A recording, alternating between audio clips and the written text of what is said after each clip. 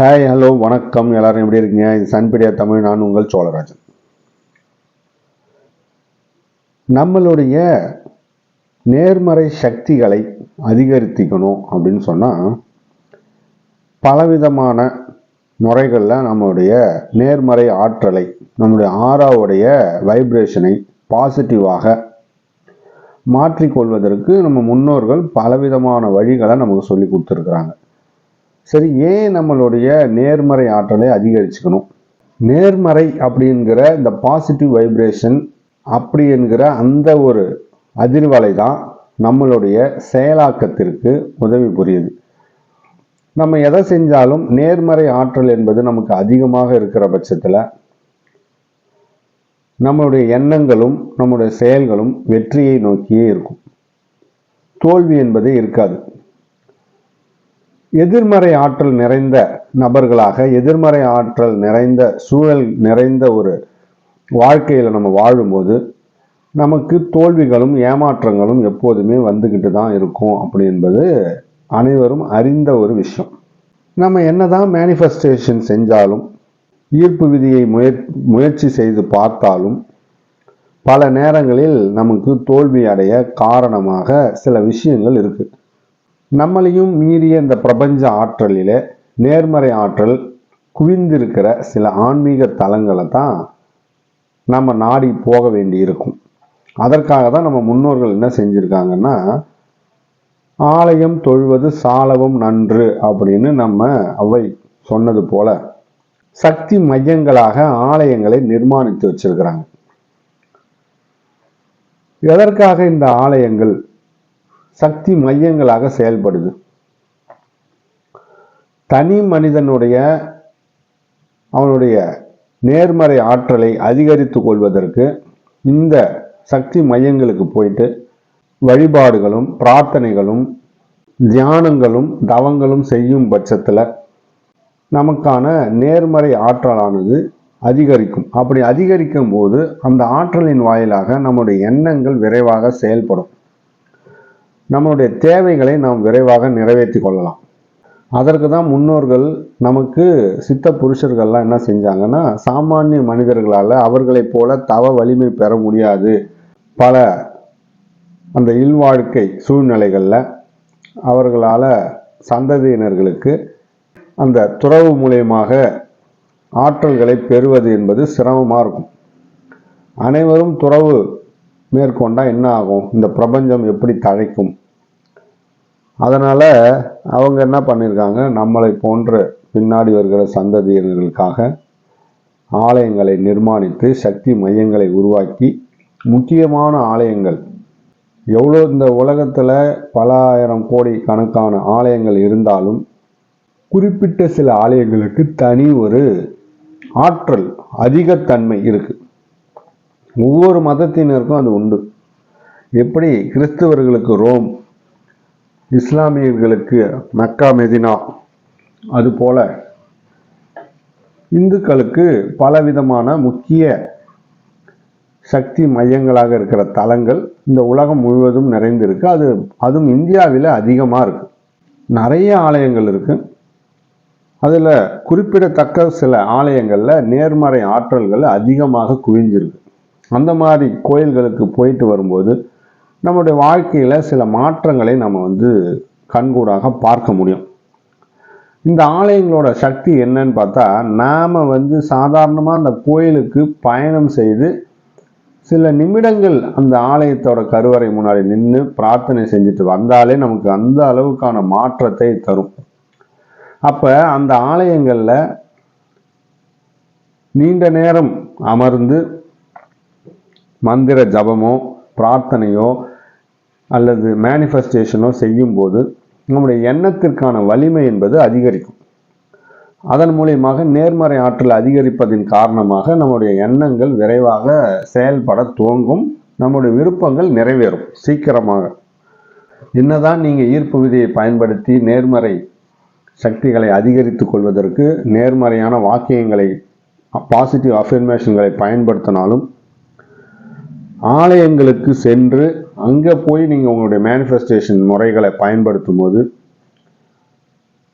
பிரார்த்தனையை ஜபத்தை அதிகரிக்கும் போது உங்களுடைய எண்ணங்கள் 100% நிறைவடையும், விரைவாக நிறைவேறிவிடும் என்பதுதான் உண்மையான ஒரு விஷயம்.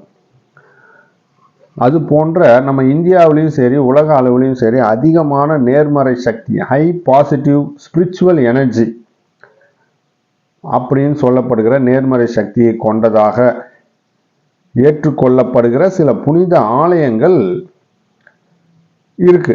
அந்த மாதிரியான ஆலயங்கள் என்னென்ன அப்படின்றது தான் நாம் வருகிற பதிவுகள், அடுத்தடுத்த பதிவுகளில் பார்க்க போகிறோம். இன்னைக்கு தோராயமாக மேலோட்டமாக முக்கியமான சில ஆலயங்களை பற்றி பார்க்கலாம். இந்த மாதிரியான ஆலயங்களில் அதிகப்படியான நேர்மறையான தெய்வீக ஆற்றல் இருப்பதால் இந்த ஆலயங்களுக்கு கண்டிப்பாக வருடத்தில் ஒரு முறையாவது நம்ம போய் அங்கு அந்த ஆலய சூழல்களில் தங்கி பிரார்த்தனைகளும் ஜபங்களும் செய்து அதுக்கப்புறம் நம்ம திரும்பி வரும்போது நமக்கான நேர்மறை ஆற்றலானது அதிகரிச்சிருக்கும். குறிப்பிட்ட காலத்திற்கு அந்த நேர்மறை ஆற்றலுடைய அதிர்வுகள் நமக்கு பயன் தரும். அதுக்கு தான் கண்டிப்பாக புனித யாத்திரை, ஆண்டுதோறும் புனித யாத்திரை ஒவ்வொரு ஆலயத்துக்கு போகணும்னு முன்னோர்கள் வழிவகை செஞ்சு கொடுத்துருக்குறாங்க. எதுவும் அல்லாமல் அல்ல, காரணத்தோடு தான் செஞ்சுருக்கிறாங்க. நம்ம முக்கியமான தலங்கள், இந்தியாவில் பிரபலமான சக்தி மிக்க ஆலயங்கள் என்னென்னு பார்க்கலாம்.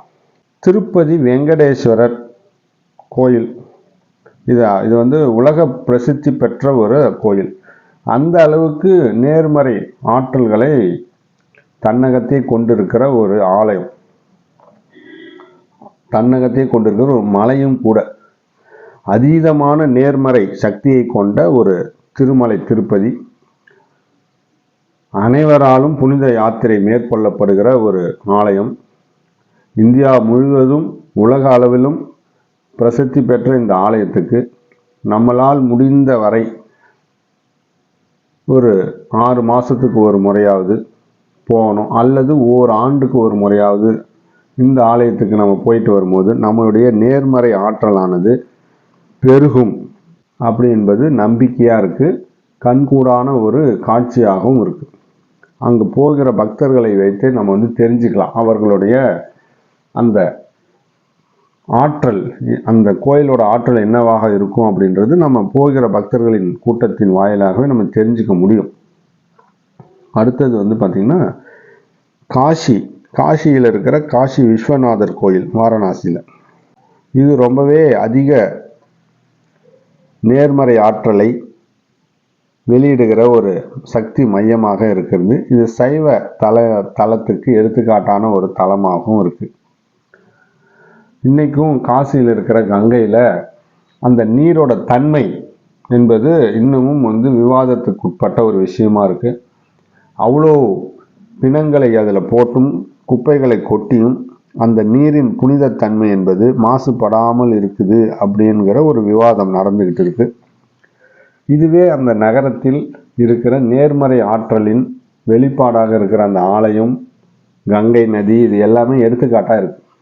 அதனால் இந்த ஆலயத்துக்கும் ஆண்டில் ஒரு முறையாவது நம்ம சென்று தரிசனம் செய்து அந்த மண்ணிலே அந்த ஆலயத்திலே அமர்ந்து நம்மளுடைய பிரார்த்தனைகளை செய்யும் பட்சத்தில் அந்த எண்ணங்கள் விரைவாக கைகூடும் என்பது நிதர்சனமான உண்மை. அடுத்தது பார்த்திங்கன்னா மீனாட்சி அம்மன் கோயில் மதுரை. தமிழ்நாட்டில் இருக்கிற கோயில், அனைவரும் அறிந்த ஒரு கோயில். காசியிலே விசாலாட்சி, மதுரையிலே மீனாட்சி. இந்த ஆலயம் பார்த்திங்கன்னா இதுவும் நேர்மறை சக்திக்கு எடுத்துக்காட்டான ஒரு ஆலயம். அதீதமான நேர்மறை ஆற்றலை, தெய்வீக ஆற்றலை வெளிப்படுத்துகிற ஒரு ஆலயமாக இருக்குது. தெய்வீக சக்தி மற்றும் ஆன்மீக ஆராய்ச்சிக்கு ஒரு அனுகூலமான இடமா இந்த ஆலயத்தை சொல்கிறாங்க. இந்த ஆலயத்துக்கு வந்திருக்கிற பக்தர்கள் அங்கே போய் அனுபவித்த விஷயங்கள் எவ்வளவோ பேருக்கு ஒரு அற்புதமான ஒரு வெளிப்பாடாக அவங்களுடைய வாயிலிருந்து நம்ம கேட்க முடியும். அப்படி ஒரு அற்புதமான ஒரு நேர்மறை தெய்வீக ஆற்றலை தன்னகத்தை கொண்ட ஒரு ஆலயம் மீனாட்சி அம்மன் கோயில். இந்த ஆலயத்துக்கும் ஆண்டில் ஒரு முறையாவது நம்ம போயிட்டு வரும்போது நமக்கான நேர்மறை ஆற்றலானது அதிகரிக்கும். அடுத்தது பார்த்திங்கன்னா மேற்கு வங்கத்தில் கொல்கத்தா நகரில் தாராதேவின்னு நம்ம சொல்லுகிற அன்னை ஆதிசக்தியின் ஒரு அம்சம், ஒரு அவதாரம் தாரா. அதில் நிறைய தாரா சொல்கிறாங்க, ரெட் தாரா, கிரீன் தாரா, ப்ளூ தாரான்னு. அது போன்ற தாராவின் அம்சம். இந்த தாரா அன்னையோட கோயில் வந்து பார்த்திங்கன்னா மேற்கு வங்கத்தில் இருக்கு, கல்கத்தாவில். இது வந்து அன்னையோட 53 54 சக்தி பீடங்களில் இதுவும் ஒன்றா சொல்லப்படுது. இதுவும் ஒரு அற்புதமான ஆன்மீக அனுபவத்தை வழங்கக்கூடிய ஒரு ஆலயமாக இருக்குது. இந்த ஆலயத்துக்கும் நாம் வந்து முடிந்தவரை சென்று இந்த ஆலயத்தின் மகிமையின் வாயிலாக நம்முடைய நேர்மறை ஆற்றலை பெருக்கிக் கொள்ள முடியும். அடுத்தது தமிழ்நாட்டில் இருக்கிற திருநாகேஸ்வரம். பலருக்கும் தெரியும், திருநாகேஸ்வரத்தில் அந்த ராகு பரிகார தலமாக சொல்லப்படுவது திருநாகேஸ்வரம். இந்த ராகு தோஷம், இது போன்ற இன்னும் சில தோஷங்கள் இருப்பவர்கள் திருமண தடை நீங்குவதற்காக அங்கே போவாங்க. அந்த ராகுக்கு அபிஷேகம் செய்யும்போது ராகு கால நேரத்தில் இந்த பால் நீல நிறமாக மாறும் என்பதை கண்கூடாக பார்க்க முடியும். இது வந்து அந்த ராகு சிலையின் ஒரு சிறப்பு. இது போன்ற முன்னோர்கள் சில தெய்வ சிலைகளை நிர்மாணித்து அந்த இடத்துல சில அதிர்வேலைகளை உணர்ந்து அந்தந்த இடத்துக்கு கிரக தோஷங்களை நிவர்த்தி செய்வதற்காக இப்படி பல காரணங்களுக்காக ஒவ்வொரு ஆலயங்களை நிர்மாணித்து வச்சுருக்கிறாங்க. அப்படி ஒரு சிறப்பு வாய்ந்தது தான் திருநாகேஸ்வரம். இங்கே போனால் நம்மளுடைய நெகட்டிவ் எனர்ஜிகளை எல்லாம் நீங்க பெற்று ஒரு புத்துணர்ச்சியோட நேர்மறை ஆற்றலை நம்ம பெற முடியும் அப்படி என்பது அனுகூலமான அனுபவபூர்வமான ஒரு உண்மை. அடுத்தது வந்து பார்த்திங்கன்னா உஜ்ஜைனில் இருக்கிற காலபைரவர் கோயில். காலபைரவர் அப்படின்னா ருத்ர அவதாரம், சிவபெருமானின் ருத்ர அவதாரம் காலபைரவர். இங்கே எதிர்மறை ஆற்றல்களை களையக்கூடிய தன்மை மிக்கவராக காலபைரவர் சித்தரிக்கப்பட்டிருக்காரு. இந்த ஆலயமும் பல நேர்மறை ஆற்றல்களை அதிகப்படுத்தி தருவதற்கான ஒரு சக்தி மையமாக செயல்படுது.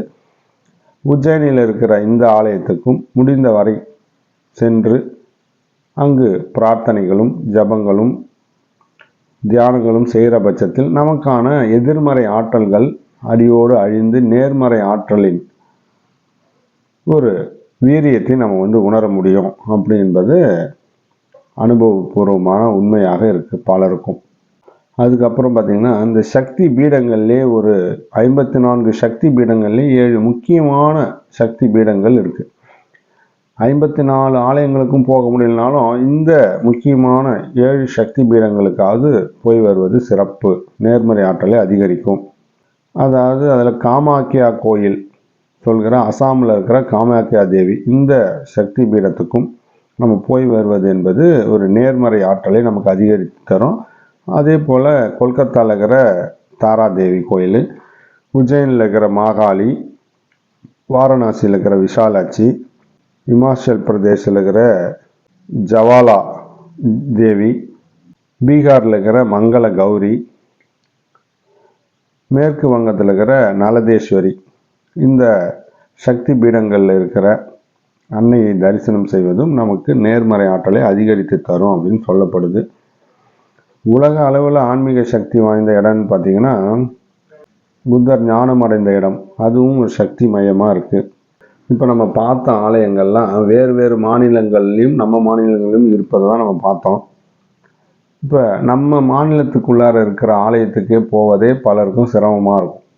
தமிழ்நாட்டுக்குள்ளார இன்னும் வெளி மாநிலத்தில் இருக்கிற ஆலயங்களுக்கு போவது பலருக்கும் இயலாத காரியமாக இருக்கும். அதனால் தமிழ்நாட்டுக்குள்ளாரையே சக்தி மிக்க புனித தலங்கள், அதிக நேர்மறை இறை ஆற்றலை கொண்ட புனித தலங்கள், அந்த தலங்கள் என்னென்ன, அந்த தலங்களில் எப்படி நேர்மறை ஆற்றலை நம்ம பெருக்கிக்கொள்ளலாம் அப்படின்றது தான் அடுத்த பதிவில் நம்ம பார்க்கலாம்.